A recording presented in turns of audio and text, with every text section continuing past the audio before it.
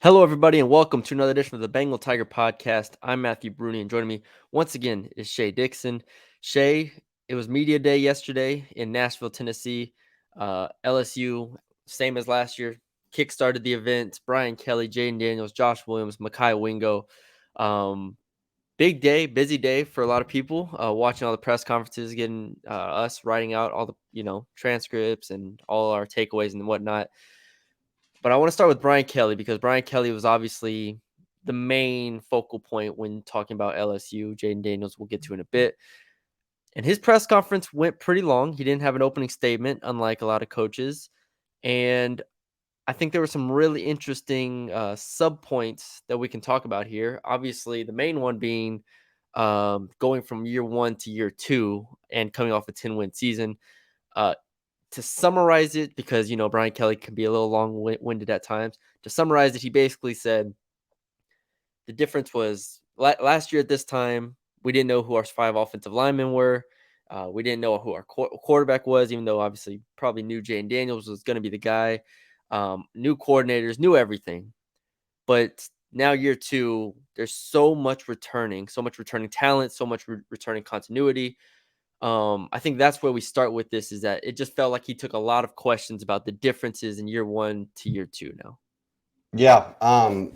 Well, first off, my favorite thing about media days is LSU goes first because if you're Yeah. stretching this across 4 days, I don't want to be the person who has to cover the team on like day three. That's the middle coach that goes. Yeah. Then I've got to track down what time it's on. I'm not going to watch every coach and player the entire time. I'll just go back and watch some YouTube highlights or coaches I want to hear an interview from. So big shout out to the SEC for LSU getting to go first each I don't time know that how there's they a new worked that decision.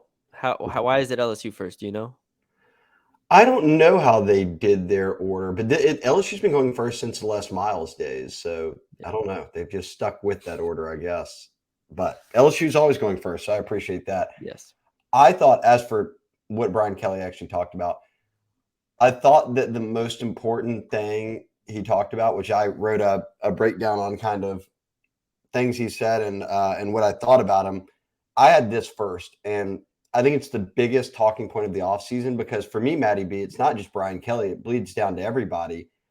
This time a year ago, and really in the months from when Brian Kelly took the job, so let's say December, January, until now, a media days a year ago and getting ready for year one, it was all about building that foundation, right? Is what he talks about. It was setting new standards, letting kind of the guys know how he wanted to run a program, who he was as a coach, but just then the simple reality of how tough it is as a player to be in a system where you have a new position coach, you have a new coordinator, you have a new head coach.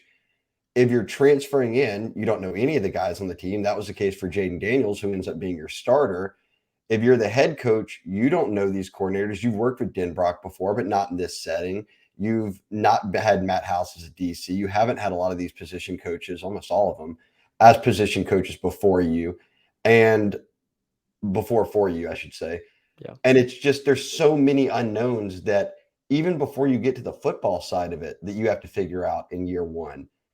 In year two, and I heard Jayden Daniels talk about this down at the Manning camp whenever I was down there and talking to him about what's different now. He said the same thing as Kelly, which is why I thought it was important, is that they aren't thinking of any of that anymore. Like they know what they have on the roster. They know he knows who the receivers are. He knows who the O line is. He knows what kind of blocking he gets. He knows the timing of different plays that Denbrock likes and how Sloan wants him to work. And for Kelly, it's top to bottom. He knows what he's put together now. He knows how the personnel department works. He knows how the recruiting weekends go. He knows how prep for a game week goes. He knows how an SEC schedule is.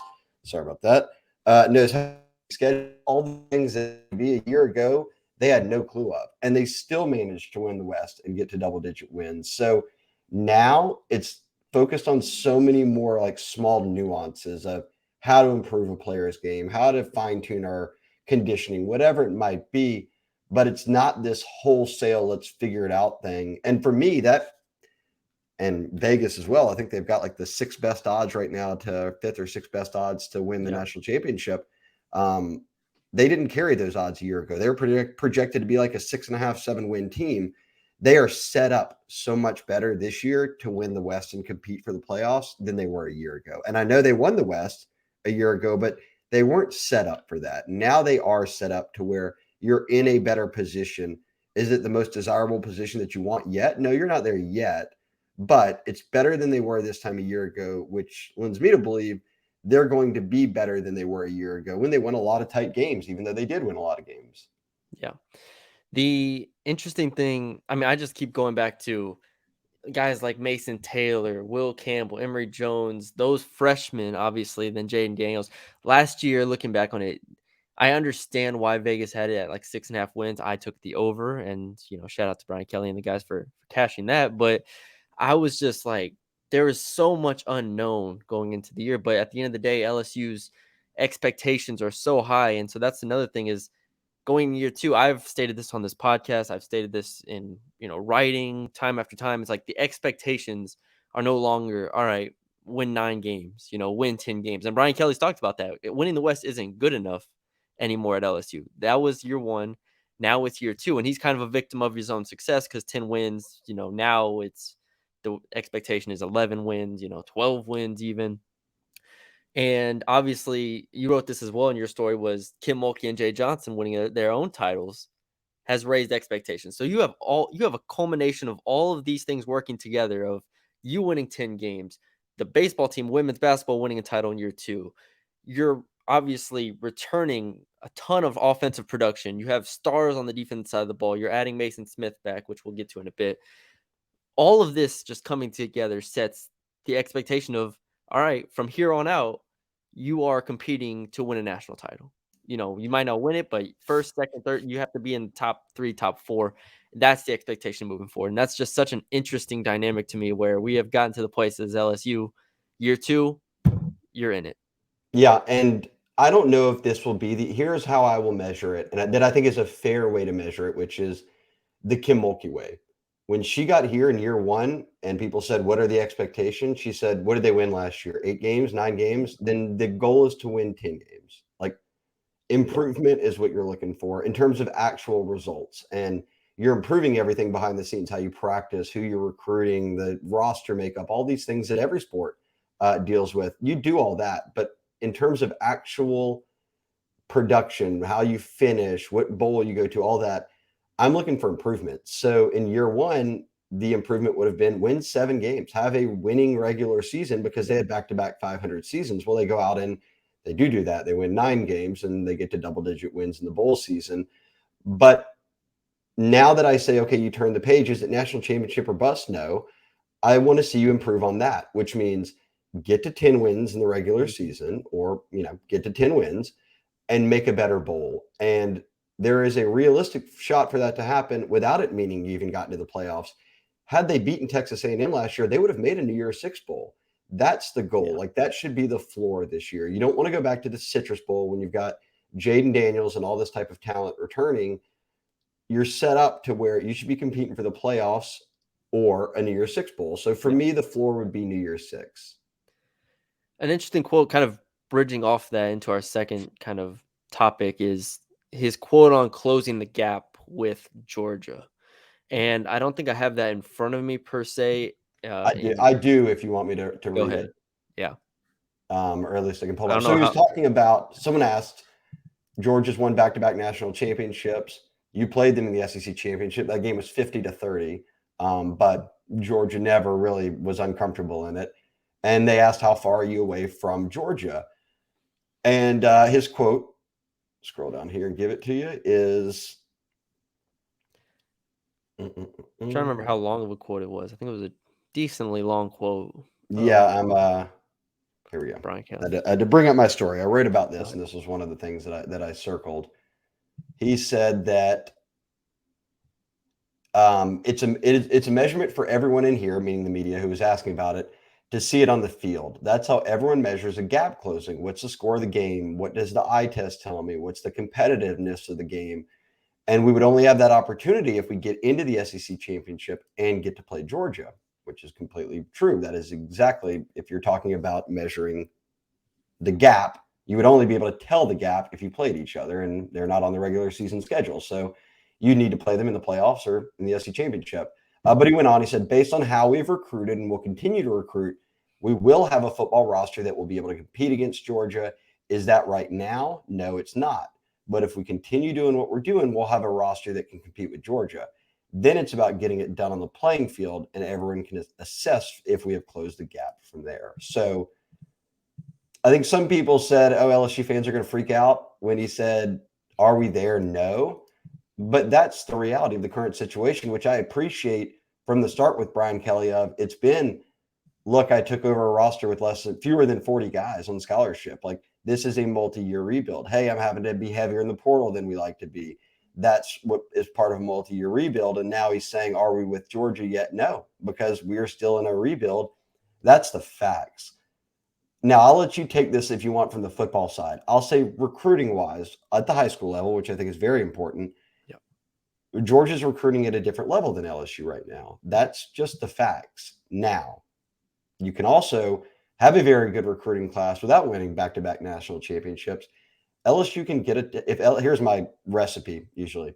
If LSU has a top five-ish class, they've locked down Louisiana for the most part, if not completely, which is tough to do. And then they go and get those out-of-state names, the big ones, whether it was Deshaun Womack this past cycle and DJ Chester. And, you get 4 or 5 guys that you think, man, these are big impact players for us. The more, Mason Taylors and Jayden Daniels and Harold Perkins and all those guys that are on your team, the better, right? And they've done a good job with that from the class they just signed when they finished top 5 and landed a number of out-of-state guys, but also locked up Louisiana after that transition year when Kelly first got here and a lot of guys left the state. So do they have to have the number one? Do they have to beat Georgia and get the number one class to beat them? No. And you still have to play the games. I just do feel that this roster can be set up very well if you do those things. Lock down Louisiana, land some elite out-of-state talent. That gives you a top 5-ish class. Then it's on Brian Kelly and his staff to develop them and game plan and win the games. I mentioned the success of women's basketball and baseball earlier, but it really feels like the women last year with women's basketball, comparing them to South Carolina, right? Like that's what it felt like. Whereas like South Carolina has stacked recruiting classes on one on top of the other. They have depth, they have size, they have all this stuff. Same thing with Georgia, right? They got the size up front, they have the NFL players on defense, they've stacked recruiting classes. It's going to take time. That's what Kim Mulkey said. That's what Brian Kelly has said. Obviously, in basketball, one game can change things, and that's what happened with the women's basketball side. Because if LSU played South Carolina in the title, I wouldn't have picked LSU to win that game. But they got Iowa. Things change. Football, it's a little bit different. Georgia's path, their schedule is not super difficult this year. They're going to be probably 12-0, and they're going to be in the championship game. So again, the only way you measure that gap is if you play them in the SEC championship game. And I think last year, LSU actually fared, even though they lost by 20, I think they actually showed that they can be competitive in certain situations with them. If you take away the absolute mess of a special teams play that really set them behind, I thought they actually showed some flashes there. And so you have transfer portal additions that help you close the gap. But at the end of the day, you have to recruit at a top 5 level to be competitive with Georgia in the long term. And I think that's what Right. Brian Kelly's trying to say. Yes, correct. In the long term, which is the goal here. And if you're competitive with a team like Georgia, you're competitive with anybody. Or if you're competitive with Alabama, you're competitive with anybody. That's the mark you're got to beat. As you said, in football, in the SEC, to get to the playoffs and all that, you're going through Bama every year. You're likely going to have to play Georgia in the SEC championship. So they are good marking points. And look, we saw a year ago, Bama had the number 1 pick on their team. Hell, they had a number of first rounders on their One team. and 3, And yeah. LSU just played very well and beat them in a game that was, both defenses were locked down at points. The punting turned into a big flip the field storyline, and it was one play at a time, and they got it done. Now, I'll say this. Brian Kelly repeated, and so I do believe the team believes this too, about the gap closing with Georgia and what they have to do. Go back and think about when they lost that game, 50-30 in the SEC championship. LSU had put out on Gold, I think it was, but they also tweeted it out, the post-game locker room speech from Brian Kelly. And he said, look, guys, you played your ass off. A great year, great game, but you're not there yet. And you saw it today. And if you want to be SEC champions, you know what it takes to get to this game now. Now that you've lost it, you know what it takes to have to win the game. And those experiences, I think, help them in a big way. I think that it's a motivating factor for all those guys who say, all right, I do know now what it takes to get to an SEC championship. And then I know what we'll be up against in the SEC championship if a team like Georgia's on the other side. So I think the team sees it. Brian Kelly sees it. To me, it wasn't some like bold take or like hot mic moment for him. I think he was just being very honest. They are not there yet, but they are on the path to getting there. Yeah, I love honest coaches. Him and Kim Mulkey are very the same. Jay Johnson is also extremely honest. Jay Johnson might be the most honest of all of them. I feel like baseball coaches are like that. Jay Johnson I is think you just brutal. play so many games that you're just like, after Every- games, you just shoot it straight. You're like, this Yeah. dude was 0 for 4, and this guy got hit and beat Yeah. up and run out of the game. I remember year one last year, obviously, Jay Johnson at his team they didn't have the pitching. And he hammered that home time after time. Like, we got to get guys. We got to get guys. It's the same situation every sport. It takes time. You got to get guys. All right. Speaking of guys, Brian Kelly also talked about the value of getting Mason Smith back. And I think that was one of the more, it wasn't, an eye-opening quote, but I think it's always good to hear him talk about Mason Smith because we haven't seen Mason Smith in over, in 2 years at this point. And basically to summarize what he said, it's basically of who are you going to double team? And he's going to attract so many double teams that he mentioned Harold Perkins coming off the edge, which I thought was another interesting part of his quote. And then he said, we have guys off the edge that we believe that can rush the passer in one-on-one situations. You have Mason Smith up front. He also said last year they didn't have guys that won those one-on-ones on a every down basis. Mason Smith will win those one-on-ones every single time, no matter who he's up against. So Jaquelin Roy, Mekhi Wingo, those guys are really good. There's a difference between those guys and Mason Smith. And so was a really interesting quote to me because it speaks to how good Mason Smith can be and how good we expect him to be this year. And how, he kind of has been forgotten, obviously, because he missed last year. Yeah, look, and Mason Smith, for the casual listener here, former 5-star, played his freshman year, from Louisiana, played his freshman year, did very well. Brian Kelly said at Media Days a year ago, he said, someone said, hey, pick a name on your team that you think has a breakout year. He said, by the end of this year, Mason Smith will be a household name. He didn't say Jayden Daniels. He didn't say Harold Perkins. Name any of those guys on that roster. He didn't say Butte or Malik Neighbors. He said, Mason Smith will be a household name everywhere in the country when this season ends. And Brian Kelly has seen plenty of good D linemen across his 30 years of being a head coach. Mason Smith is one of the best he's ever coached. And I get out of sight, out of mind, but injuries aren't like what they used to be. Like when you're back healthy now after a knee injury, you're good to go 98% of the time. And I think everything we've heard is Mason Smith is good to go. When you see him in person, he looks like an NFL player. Like there are guys on the team, a handful that you're like, man, that guy could be on an NFL roster right now. Mason Smith is one of them. He is so disruptive. He's so smart. He understands the game so well. He's physical. He's got pass rush moves in him, even at that size as an interior defensive lineman. Like he is so good. And again, I understand out of sight, out of mind. He got hurt, all of that. I said back in January, I was saying it during the season, we're going to go through this offseason and people are going to forget that LSU's got Mason Smith on the team. Yeah. He is such a difference maker. I was glad Brian Kelly lined it out like he did. It's as simple as this. If you don't double Mason Smith, he's winning it. If you do double him, now we've got guys on the edge that are now in singular matchups that whether that's whether that's even Mekhi Wingo, whether it's Savion Jones, Deshaun Womack, whether that's stand-up edge guys like Perkins or Ovia Gofu, it's clear Brian Kelly feels confident enough. He's got some guys that can win one-on-one edge matchups. And if you're not doubling them, that means you're not doubling Mason's. If you're not doubling them, they're going to win it. If you are, you're not doubling Mason Smith. So I just feel like this, like how Harold Perkins takes your defense to another level because of what he can do, that's Mason Smith. It's not as sexy because he plays D-line and he's just like eating blocks or, half the time or whatever it might be. But when he's called upon to make those plays, he can make them. I think he is going to have a monster season.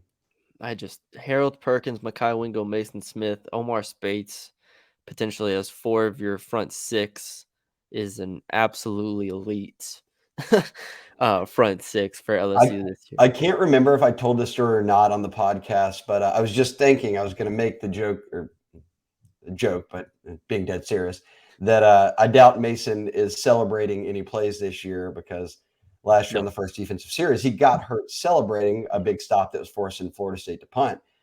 But then I remembered in June at camp, Kylan Billiot, who goes to Mason Smith's high schools from Homa, Yeah. was had an offer from LSU, worked out and was getting an offer, but that offer came after a workout at 7-on-7, and Terrebonne was playing, and Mason Smith was out there with a bunch of his old younger buddies and watching Billiot, and Billiot had a huge play for a touchdown, and Mason Smith is around the 50-yard line, and he just starts at a dead sprint and like to Kylan Billiot and then jumping up and down. And Matt House is out there watching, obviously, with the coaches and coaching kids up. And his daughter was standing right there. And Matt House looked at his daughter and he said, "Run over there and tell Mason Smith not to run or jump or do anything again for the rest of the day." But I've been around Mason this summer. He's locked in. He's ready. I firmly believe this. If he has a good year, he's the highest drafted player on this team this year. Yeah. The last thing I want to talk about with Brian Kelly is the transfer portal, because he gave a really, really good quote on the transfer portal that I think I'll read. Basically, he was asked about, losing guys, adding transfer portal players once again for a second consecutive year. Again, he said, I think when we talk about areas within your program that you're coming, but you're not there yet, when you have to dip into the transfer portal, and this is just my perspective, but when you have to dip into the transfer portal and bring in that many guys on defense, that's an area of concern because you don't really know what you have until you play against Florida State. There are going to be a number of new players back there. We do have some recruiting players that we're excited to get back there. Brooks and Burns in particular are 2 veteran players. They're going to help us a lot back there. Look, it was an area of concern. We're a team that needs to get off the field in third down. We did not do a very good job of that last year. That's going to have to change, and it'll start in that particular area. So that quote, and I think there was another quote where he said it is a red flag how many transfers they have to bring in. It kind of speaks to what we talked about earlier with closing the gap with Georgia and setting expectations. The transfer portal will give you quality starters. At the end of the day, though, it signifies that you don't have the depth that team like Georgia has. Even Alabama, even though Alabama got gutted by the transfer portal, if you go look at their losses, but still Alabama stacked classes on top of each other where they have still adequate depth. You look at defense, they brought in high-level transfers at corner and got positions like that to where I'm not concerned about the depth per se and that they don't have any guys back there like last year, but still, what do we say? Safety, corner, we're going to have to see who can play and who can't. Linebacker, they bring in Omar Spates, which was huge boost to their depth, but still, I think that's when looking at the transfer portal, it's like you can bring in transfers, but at the end of the day, team like Alabama only brought in 5 or 6 transfers. I don't know how many Georgia brought in this year, but it probably wasn't a ton off the top Well, of my and head. remember in the year that Georgia, when they won the national championship 2 years ago, and then they obviously won it again this year, going back to back. In that time in between, they won the national championship, turned around, signed a recruiting class, and signed 0 transfers. Yeah. Then won the national championship again. And off that first national championship team, they had all kind of guys drafted, especially on defense. Yep. And it was just next man up. And they replenish through high school recruiting and development. Like that's where Brian Kelly wants to be. And that's for any program. Now that you're in the transfer portal era, and maybe my opinion here will change as time goes on, but in the early stages, I'm with Brian Kelly. I'm with Kirby Smart, Nick Saban, these guys who firmly believe in development in high school recruiting because it allows you to know what you have. And if you can recruit it and develop it every year, you know what you've got, and you're not relying on double digit guys to play. Like think about last year, Matty B. Their starting quarterback was a transfer. Like their best Mason Smith gets hurt. Their best D lineman was a transfer, and Mekhi Wingo. Like I could jump around on specifically defensive back. All of those guys were transfers. You even look now, he talks about Major Burns and Greg Brooks. Major Burns transferred from Georgia Both of them. 3 years ago. People forget that. I mean, yeah, he's a Baton Rouge kid, but he went to Georgia, then he came back. I mean, Greg Brooks went to Arkansas, came home after a career there. Yeah. Then you have these 4 corners who are all transfers. this year, the Denver Harris, Cy Alexander, J.K. Johnson, Deuce Chestnut, that group. I said it in my piece. Excuse me. J.K. Johnson, Chestnut, Denver Harris, and Cy Alexander. If the season ends and you're talking about 3 of those 4 guys as having solid seasons, or maybe 2 of them having excellent seasons, then you did well at corner. But you just don't know yet. Just like a year ago, we did not know what Jarrett Bernard-Converse or Mekhi Garner or those guys were going to do. They ended up being very solid for them, but we had no idea. Like, they had played at UL and Oklahoma State. They hadn't played in the SEC before, and that's what Brian Kelly talked about. He said, look, we've got a guy in Zy Alexander we love, but he's played at Southeastern against FCS competition. Like, what is the jump to the SEC? He's talented enough, but does he make it? And you don't want to have to ask those questions every year. So high school recruiting, developing, and then the portal, use the portal to patch holes or take a big quarterback. I'll get Like Joe Burrow or Georgia. Daniels. So I'm looking at Georgia's this year, and it's come back to me now. They added Dominic Levitt from Missouri, basically Missouri's leading receiver, and they added Ra Thompson, Mississippi State's leading receiver. And where were their holes the past 2 years when they won a championship? Probably were receiver. They didn't have these elites, George Pickens, guys at receiver. And what do? They go in the transfer portal and add 2 all-conference receivers. This is not going to be a Lad McConkey hate pod right here. You're downplaying the Georgia receiver talent? Come on. They had tight ends. They have tight ends. That's what they got. They got Brock Bowers. Not short on that. That's one thing Brian Kelly's probably envious of is Georgia's tight ends. But, hey, they restacked them. They're stacking them up now. The next couple of years will be very good for LSU at tight end. Yes. All right. I think that's it with Brian Kelly. Let's. Yes. Okay. So for those who listened to last week's pod with Billy and I, we do have another sponsor. Birddogs are actually hooking everyone in On3 up right now. Maddie B's got the Yeti tumbler. I've got mine as well. Let's see. Get it in front there. Yep. There we go. The little Birddogs logo. For those that don't know, Birddogs sells a number of different clothing options for you. We both got hooked up with their shorts and pants. I really like the shorts. Maddie B, you got yours today. You want me to go grab them? Yeah, I've got an example here if we need them. But stretch khakis. I think I showed them off last week on the pod too. I love the lining inside. If you're watching on YouTube, it's got the lining. Maddie B, that'll be good for your tennis days if you ever want to get out there. Very much. I've been rocking them for yard work. Cloud knit fabric. It stretches very well. Like I said, I've been doing a lot of yard work in them the past 2 weeks. I can get soaked in an hour outside of sweating. These they stay dry. They just really don't hold any water. Very cool. I love them. But we've hooked up with a promo code that is birddogs.com/tigers, and that'll get you hooked up with it. Or when you get to the checkout, just enter the promo code Tigers, and you'll get this free Yeti style tumbler with the order. So the hookup, instead of a percentage off, get the free Yeti tumbler, make an order, but use the promo code Tigers. Again, birddogs.com/tigers, or just at checkout, use the promo code Tigers. Maddie B, you haven't rocked the pants yet. It is summertime, so it's a little tough for that. Yeah, I was going to save them. The shorts are legit. We've got a couple pair now and like them a lot. So birddogs.com, that's birddogs.com. You've probably heard of them.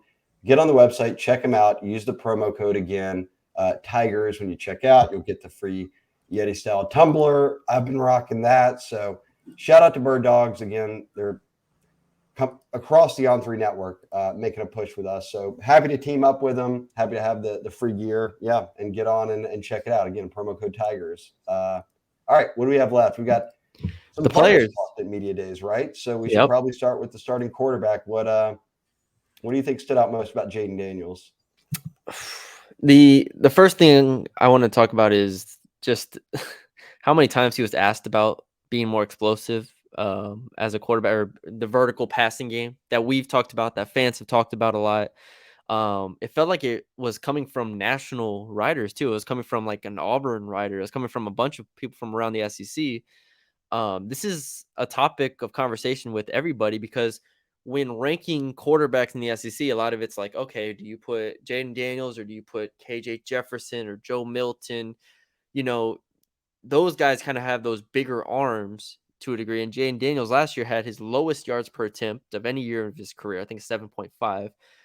I expect that to jump back up to 8.5 or higher at this point. And if that happens, I think a lot of this offense changes in a lot of ways. And so obviously he talked about the receivers returning. He talked about getting the timing right. That's something he talked about at length, was the timing of those deep balls, because, it's a different deep ball to Brian Thomas than it is Malik Neighbors or Aaron Anderson, so on and so forth. So the timing was a big thing. But yeah, the vertical passing game, which we've talked about a lot here, was harped on by reporters, and then Jayden Daniels had to answer them. And I thought he gave some really good answers. All these players gave really, really thoughtful answers. This was a really good group of players LSU was represented by. Yeah, I think it comes. We've talked about this so often. Like he was a set, basically 70% completion percentage a Yep. year ago. Like that's excellent. He only turned the ball over Three three times. times on picks, two or three Three times, picks. and Three picks one and was like the a last fumble. play of the Tennessee game when they were getting beat by 50. Anyways, it didn't matter. One bounced off Jack Besh's head, like and got Oh, tipped around and picked off. Like Lord. he just was not turning it over. But he also was very methodical in his approach of I'm not going to turn it over. Like I am going to take the short and intermediate stuff, and I am going to take off and run. Yeah. And Mason when Brian Taylor. Kelly talked, he said the same thing about that Jayden did. And again, I talked to Jayden down at the Manning camp, and when he got asked about that, he said, I think we showed in the spring game that I'm willing to do that. I'll let some rep. We saw right out of the gates he hit Kyron Lacey on one. Kyron Lacey made a great grab, and then he takes it for a touchdown. But they know that, hey, the next step in this is creating an explosive passing game. And with an explosive passing game, a lot of it is vertical stuff, deep stuff. And you've got the talent on roster, a number of receivers who can take the top off of a defense. It's just about pulling the trigger and going for it. I know we'll see more of it. And I'm having like flashbacks now, PSD or Yeah, PTSD. PTSD There after you go. live threads and chats from a year ago when everyone was like, they don't have it in the playbook. Like they had it in the playbook. And we saw it at times. It was more, and I'll go back to how we started this podcast. It was more that everybody was feeling each other out. Everybody was trying to understand what the limits were, what they could do, what they couldn't do. And they don't have those questions this Yeah. year. They know what kind of quarterback Jayden Daniels is. Jayden Daniels knows what Mike Denbrock and Joe Sloan want from him, and certainly has a better rapport now than he did a year ago with Neighbors and Kyron Lacey and Brian Thomas and Chris Hilton and IBS. You know, the list goes on and on of all the guys who are back now playing again at receiver. So with that, I do think that we'll see that different element of an explosive passing game, more vertical stuff. And Brian Kelly even said it. He said, look, a year ago or early, what I want to see is the Jayden that played against Purdue. Now, Purdue was down a lot of guys. They weren't Yeah. very good, anyways. Certainly not at that stage. But Daniels and Nussmeier, they shredded them. And Kelly said a lot in that game. Daniels would step into the pocket and then he'd make the throw. And maybe, in the first month of the season, the first 2 months of the season, he would step into the pocket and not make that throw. He would run Yeah. or whatever it might be. So I just think they want him to have that balance. What I don't want is fans to think or have any expectation that they're going to get away from running the football with Jayden. Jayden is a true dual threat quarterback. He was the number one dual threat quarterback in the country coming out of high school. He has spent 4 years as a dual threat quarterback. I think there was only one other quarterback in the country, and I think it was So, Plumlee with John Rice Plumlee. John Rice Plumlee. Yeah. Yeah, what is he at UCF now? He'd been at Ole UCF. Miss.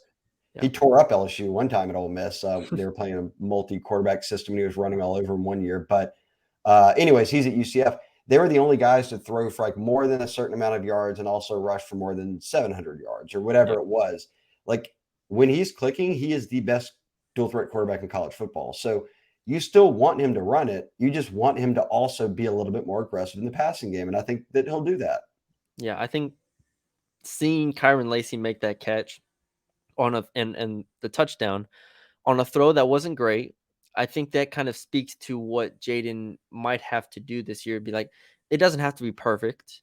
You have Brian Thomas, Malik Neighbors, and Kyron Lacey, who I'm now a lot higher on Kyron Lacey after the spring game, obviously, and watching him throughout spring. But you have those three guys at the very least that they cover up mistakes. That's what great receivers do, right? You don't have to be perfect to get yards, whether that is a short throw that they take for 40 yards, whether that's a 40-yard throw that they catch on a contested play. It's like that's what great receivers do. And I think this is a very, very good, if not great, receiving core. And I think he's going to let it rip a little bit. Like if he ends the year with 6, 7 interceptions, I am not worried about that because his touchdown total will probably be closer to 30 this year because I think it was at 17 last year. He'll probably be at like 27.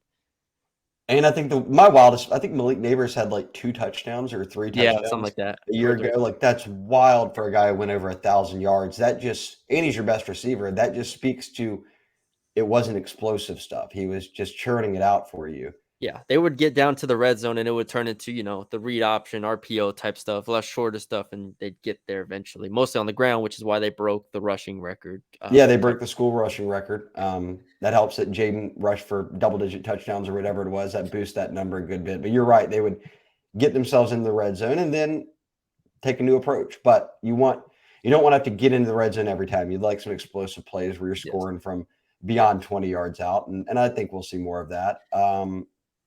Your any other thoughts? I know Jayden was asked about why he came back and talked about kind of making a run at a championship, all that. He says he hasn't won a championship in college. That's his goal.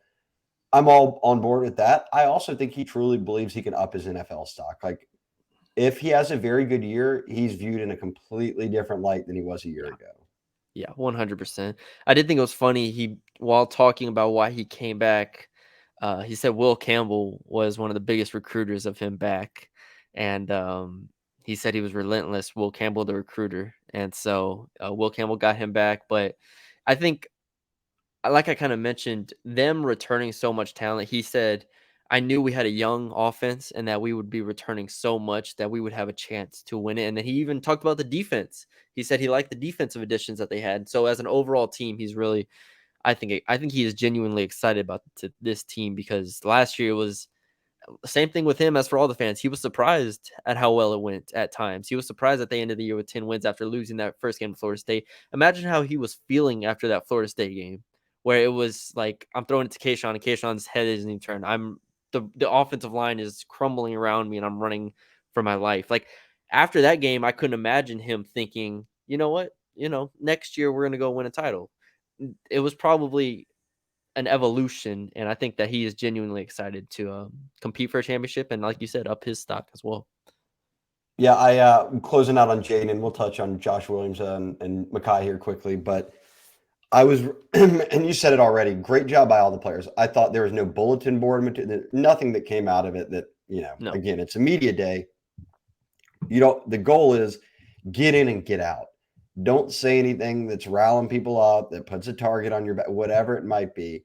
And Jayden was great. I mean, I watched probably all the interviews he did. If you get on the Bengal Tiger, we've got videos of him, of his different media sessions. But whether it was people asking, hey, people think you're the best quarterback in the SEC this year. Are you? It was, hey, look, there are a lot of good quarterbacks. There's a lot of good quarterbacks that are about to be starting for the first time at a school. I've been in that position. I had a big year. I think that it's too early to know. I'm excited about, what we're doing, but I've got a lot of respect for KJ Jefferson. And he kind of went down the list of different guys. And when they said, well, what about Florida State? How bad do you want to beat them after our last year ended? It was, yeah, look, that game's got a little extra to it because it's the opener, how it ended. We could have tied the game with no time left if we had made that extra point, but we drove down and scored. And then he very quickly switched it to me and Jordan Travis are buddies. I've got big respect for his game. We love to compete. We're 1-1 now overall, he said, and competing against each other. So this will be the tiebreaker. And said, look, Florida State cleaned up in the portal. We did too. They've got a lot of guys coming back. We do too. And made it very much, hey, it's going to be a great game. And it was we're going to get them back. I promise you. I'll guarantee you a win. I'm nothing. So Yeah. Kudos to the guys for going up there and getting back home. That's the goal. Go up there, don't say anything crazy, come back. Exactly.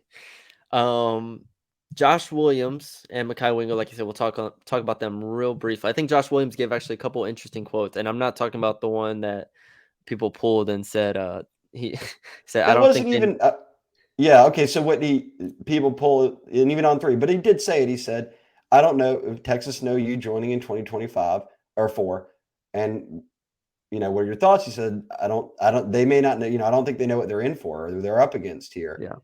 That's like the truest statement ever. Until you get into the SEC, you don't know what it's like. Like Brian Kelly talked about that himself. Like Yeah. half of media day was, I didn't know what I was up against until I joined and went through a whole season. Now I can know this is, man, every week. Like he said, you go to Auburn, Auburn doesn't even have a winning record, and it's sold out at 11 a.m. or 2:30, Yep. and they're giving you hell. You can go to A&M at the end of the year. They can't beat anybody, but they've got talent, and they know, hey, look, let's ruin LSU season. They Yep. go out there and put it on them. So you know now what's expected. So the fact that people made a big deal out of that from Josh Williams, who's like the most PR non-soundbite person ever and is always just very publicly, commends Yeah. everybody and praises everybody. That didn't even get onto my radar. Well, But yeah. so not that. What do you pick if it's not his Texas? No, you don't know what they're in for because they don't. Yeah, They're we not in had the to find SEC yet. something. We had to find something to hold on to here. It was way too much pristine talk. Like Mekhi Wingo, I have nothing to pull from him really. We'll talk more about one thing, but I had nothing much to pull from him. Josh Williams, I think, was interesting because he was asked a few times about the running back room, and I think one question specifically was about how do you, as running backs, not worry about carries when there's 8 of you in the room. Like there's just a ton of you. How do you kind of divvy up reps and practice, games, all this stuff? And his answer was again perfect. It was, that's up to Brian Kelly. We just go in, we do our jobs, we practice. We are worried about winning football games as a unit, which I think is fair because it is a very experienced group when you look at it on paper. You go on a list, obviously John Emery, Josh Williams, Logan Diggs is going into his third year, 2 years of playing substantial time. Armani Goodwin is now in his third year. And they add Trey Bradford back. So it's like there's a lot of experience here. And I don't think guys like Trey Bradford or John Emery come back if they're not bought in to what this running back room is right now. And so then you have the freshmen obviously buying into what their roles are, so on and so forth. But I think that was one of the more interesting topics from Josh Williams was, Brian Kelly will come up to us and say, hey, this is your time, go do your job for these 3 or 4 reps here. And then, you'll rotate out. So I feel like the fans have come around in a lot of ways on this running back room. It doesn't have a top end guy per se, even though I'm very high on Logan Diggs. I know we're all high on Logan Diggs. At the very least, Josh Williams, man, when when SEC Network had LSU Day and they showed the LSU Alabama game, and Josh Williams made that third down run in the fourth quarter, I'm like, that's a pretty damn good option right there. It's like college in a way is going in the same direction as the NFL. Like unless you've got Derrick Henry or Yeah, Jonathan Taylor or someone like that, like you're going to split reps. There's going to be a number of guys who get reps, especially at the college level. And Frank Wilson, as your running backs coach, is the guy who's going to really guide them in how those reps go. It's like the opposite of where we were a year ago with the Kelly kind of regime coming in and new players come in. We didn't know what LSU had. Frank's been here multiple times running the running back room with some great running backs, like Fournette, like some deep running back rooms where they were legit splitting them between like 4 guys. And I know exactly what I'm going to get from Frank. Ball security. If you put the ball in the ground, you're just not going to play anymore. And we saw that with John Emery. Like he'd go in yeah, and play. The second he fumbled it, they weren't playing him anymore. Like yeah. you're out. Someone else is in this game. We're riding it. Ball security number one. And then if you know your blocking assignments, if when you carry it, would hold a hit, that's elementary. Know all your blocking assignments as well, or you're not playing. If you do those things and you're showing us that you can get yardage, you can hold on the football, we'll play you. And Noah Kane, I don't think anyone had predicted last year that Noah Kane would lead the team in rushing touchdowns, that he would be their red zone guy. He was trustworthy and he understood what he had to do. He could block. And Brian Kelly talked about it. Adding Logan Diggs gives you a 3 down back. And he said it's like a Josh Williams, someone who we know every time he's in there, he knows every play, he knows where to be. He's not going to blow an assignment and he's not going to fumble the football. So this is one of the more intriguing running back rooms for me of Frank Wilson's time at LSU, which spans well over a decade at this point, because there are so many options. Like there's like 7 or 8 of them. And all of them are talented, but all of them have some sort of question mark where you're like, beyond maybe Josh Williams, who is coming off of an injury. I guess you could say a season-ending injury is kind of a question mark. Everyone's got a little something to him. We're like, or can he do this? And we won't know those answers until the season. I just think it's fascinating because I'm with you. I do not think someone is running away with all the carries. I think a lot of guys are about to play in that running back room. I'm probably gonna bet on Jayden Daniels leading the team in rushing this year. I Oh actually well, had I would agree with that. I'm just counting. no. I know you meant running backs. I was just saying in the big picture. I have somewhere in the planner that I was gonna do predicting the stat leaders for LSU. I'm probably just gonna put Jayden Daniels for the rushing one because he's probably gonna be at 600 or 700 yards, and you'll probably have same thing as last year where you have 4 guys at 400 yards at running back. So that's probably how that'll go.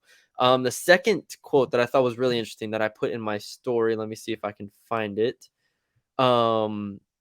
Was the change in summer training, and Brian Kelly talked about this a little bit too in his Yeah, he time. did. So we can put those two together. But Josh Williams said that they've done a lot more speed work with running and so on and so forth, and that Jake Flint is now able to put his full strength and conditioning program in this summer because last year it was so much of a, I don't want to say it was pieced together, but it was very much a get the basics put in, and now you can expand them. And that goes to what Brian Kelly said, is that now you can be more individualistic.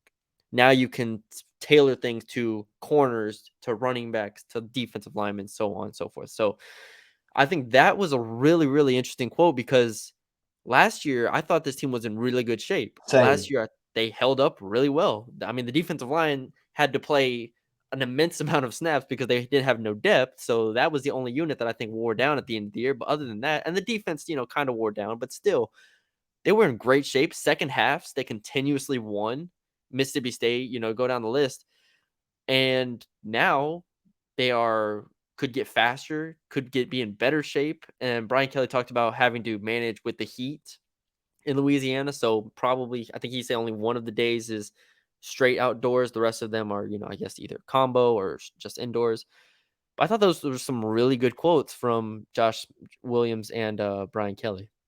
Now I'm with you. Last year, what stood out a lot was that they did not have much depth. And you mentioned it. Like, for instance, the D line, Mason Smith goes down at the first game. You don't have a lot of depth. Mekhi Wingo played the most snaps of any D lineman in the country. And Jaquelin Roy, I think, played the 6th or 7th most snaps of Yeah. anybody in the country. So that just goes to show you, yes, when you got to the A&M game and Achane is running all over the place, you're going to get worn down. You're in game 12 now. You aren't rotating on the D-line because you don't have the depth. They've got all those things figured out now. What I was impressed by was with what you said.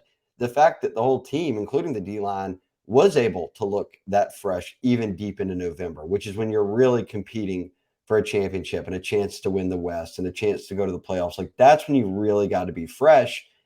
I thought they were there last year. So if you're telling me now that you're taking that to another level and you've got more depth, I become a lot more confident in you being a team that in late October into November that looks fine and looks fresh and still goes out there and doesn't look like you've just been decimated by whether it's injuries or just sluggish play or whatever it might be, that you're still rolling. And whether it was Kelly or a guy like Josh Williams, a leader on the team who's been around for a long time and seen a lot of different LSU teams, to say, we've already got that under control. We're taking it to another level now. That gives me confidence because that was one of my biggest storylines last year as the season played out into the latter part of the year was, man, for not having many players on roster, like they are very well conditioned. They're getting into the fourth quarter of games and keeping the same speed. They don't look sluggish at all.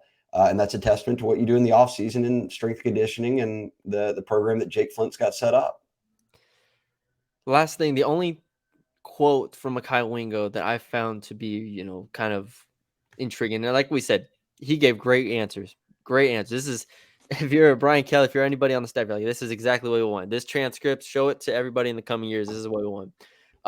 For me, the only thing that I could really pull was he named a couple standouts on the defense as far as transfers go. And he named Jordan Jefferson, Parrish, and Omar Spates. We already know about Omar Spates.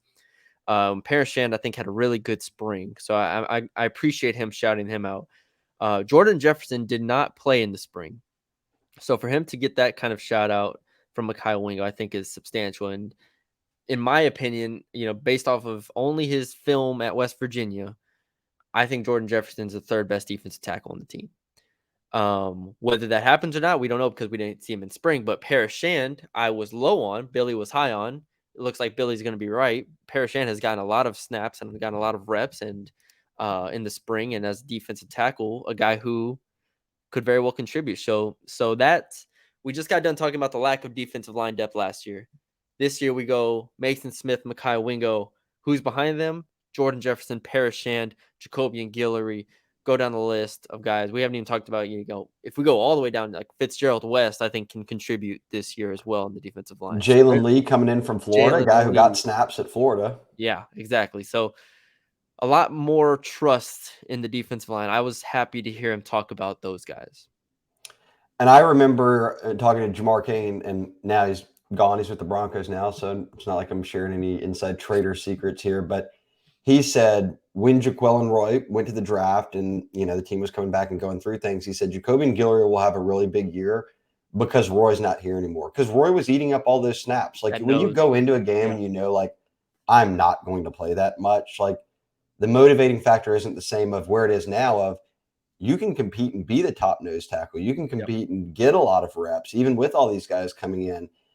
The chance that Guillory knows on the back end of his career, they took some transfers at his position where now he's got to battle it out. Like, I think he's a guy that could have a big season for him. So just the simple fact that we could sit here and debate more than two guys, which is where they were at last year when Mason Smith got hurt, is a luxury. I mean, that's where you want to be. You want to be able to rotate guys on the D-line, get away from where you were a year ago when you were just playing two of them. And look, to take it back to where you started with Mekhi Wingo, the return of Mason Smith, what does that do to him? He was the one that was getting doubled last year, and he was just a sophomore. He had been an freshman all-SEC player. But even LSU said when they signed him versus what they got, they're like, man, he was a lot better than we actually envisioned he was. So, and now him in year 3 with Mason Smith there and Mason Smith taking up a lot of the attention, you'd have to think Wingo can then have an even bigger year. So I love the D-line. That's one spot that I feel very good about. Yeah, to kind of speak, last thing I'll say is to speak to Jamar Cain's point of Jacobian Guillory stepping up, that nose tackle spot, which isn't something they do every single down, but specific downs you'll need a nose. Jacobian Guillory is probably the first guy that they'll sub in there to put as a zero technique over the ball type guy. And so you have Guillory. I think Jalen Lee was also used in that way at Florida. We'll see if Fitzgerald West can kind of fit that mold. Those are the guys that I would expect at that nose tackle spot. And then Wingo Smith can obviously play wherever, but that's going to be an interesting point as well. I'm high on Jefferson, though. I agree. Yeah. I think that when he was healthy at West Virginia, he was making a lot of plays, and he's a big, big kid. So, again, it's exciting. A lot LSU fans are going to have to get to know a lot of new names because there is a lot of names on defense, certainly more than anywhere, is what Brian Kelly talked about. Yep. To where they are new players, they're transfers, and you'll have to see at Florida State what they've got and kind of across that first month of the season. But they are excited about the actual talent levels they brought in. Does that turn to production and results? We have to wait and see. But they did bring in a number of guys who can fit into roles that really improve the football team. Yeah. Last thing, as far as news goes, John Emery is expected to be cleared for the fall if everything continues on the path. They expect him to be back. I think that expect is the big word here. So we'll see everything gets finalized. But yeah, we talk about John Emery and obviously didn't participate in the spring. So we'll see him during the fall, hopefully. Okay, we're getting out of here. Before we get out, sign us off with one quick prediction. We don't even have to break it down. We're recording this on Tuesday morning. That's when we'll drop it. Tuesday about lunch, I guess you can start to hear this. But Thursday, when SC Media Days ends, is when they will announce, the media's vote for preseason All SEC. But I'm more concerned about projected order of finish. Do you think Bama or LSU gets the votes to projected to win the West? And that's really all the debate's down to. No one's going to vote for Ole Miss or State there, and A&M and Auburn had a losing record. So this is a two-team battle. And this is only, I'm trying to remember, the media votes for this that's there, right? Correct. It's the on-hand media. If I had to guess, I would guess Alabama would get the first bite, simply because if people did their research, I don't know if they did, but if they did their research and they didn't just rank it off feel, LSU does play at Alabama this year. So that is the tough part. I think a lot of people, if they look at that, they'll weigh that a lot. So that's the challenge LSU has this year is you play at Alabama. Last year, you hosted Alabama, so you win the West because you win that game. This year, you have to go there, and then you're going to be a touchdown underdog, at least going into the season. We'll see what Alabama is. On paper, I think LSU has – I would put LSU as my number one in the West. But, you look at it, the game at being at Alabama makes it challenging for me. So I think people will put Alabama first, if I had to guess. I agree with you, and I agree with everything you said. I think the thing right now, which is fair, that people are uncertain about Bama is Bryce Young, the number one quarterback's gone. Yeah. They had been on a run of Tua and Bryce Young and Mac Jones. All these guys who end up being first rounders. We don't even know who their starter is. Like, is it Jalen Milroe? Is it Ty Simpson? Is it Tyler Buckner, who transferred in from Notre Dame? I would doubt it, but the OC is Tommy Rees. He's familiar with his system. So there's a trio of guys, none of which, beyond, I guess, Milroe came in when Bryce Young got hurt and played in some games. But Arkansas. Yeah, Tennessee, I think he played in that game. But point being, they don't have a returning starter. I think that's the thing is not only do they not have a returning starter, you don't even know who it is. And that's going to keep people hesitant to say, oh, Bama's going to win the West and they're going to get back to the playoffs or whatever it might be. But I do think Bama will get the votes. I think Bama, again, I would put LSU 1. I think LSU, the quarterback disparity between those two teams right now is significant. And I think for that reason, the floor for Alabama might not be as high as it's been in past years. They might drop, if Jalen Milroe is your quarterback, you might drop a game at, I don't have their schedule for me, but they might drop a game at Arkansas, something like that, to where when you have Tua Tagovailoa and you have, you go down the list of quarterbacks that they've had the past 6-7 years, you're not losing those games. You know what I mean? I think Jayden Daniels, the returning LSU talent, I would have LSU number one on my ballot. I just think that there's enough trust in Nick Saban right now, and then also playing LSU at home. I think that will swing enough people this year. But we'll see. It'll be interesting. Either way, LSU will finish 1 or 2 in the media's vote. There's no doubt about that, which is much higher than they did a year ago. So progress being made.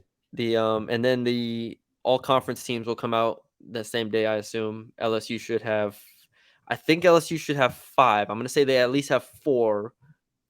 Will Jayden Daniels be the quarterback is the question. I think so. He's widely considered the top returning quarterback in the conference. Like, no one at this point is voting a Joe Milton over him. Even KJ Jefferson, I don't think. KJ will get some votes. I would have Jayden, but I think KJ's coming off back-to-back. Like, I don't disagree.